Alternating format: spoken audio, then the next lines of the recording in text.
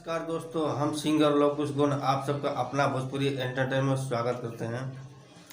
जैसे कि आपने अभी थंबनेल पे देखा, भोजपुरी के सुपरस्टार पवन सिंह और भोजपुरी के अभिनेत्री कोमल सिंह दोनों लोग का वीडियो शूटिंग चल रहा था, जो कि आज कंप्लीट हो गया है और वीडियो एडिटिंग का काम चल रहा है। बहुत ही जल्दी आप लोग के सामने वो गाना आने वाला है। जैसे कि मैं उनका वीडियो शूटिंग का थोड़ा सा लुक मैं दिखा दे रहा हूँ, आगे देखिए।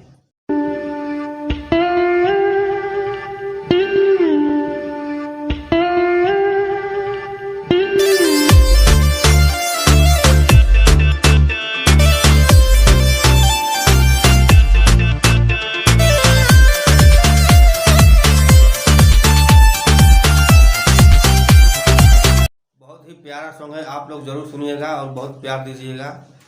अगर आप चाहते हैं कि भोजपुरी का कोई भी खबर सबसे पहले हमारे पास पहुंचे, तो मेरे चैनल को सब्सक्राइब कीजिए और बेल आइकन को प्रेस कीजिए और ज़्यादा से ज़्यादा शेयर कीजिए। अगर अच्छा लगा मेरा वीडियो तो इस वीडियो को लाइक कीजिए और कमेंट कीजिए। तब तक के लिए नमस्कार, धन्यवाद।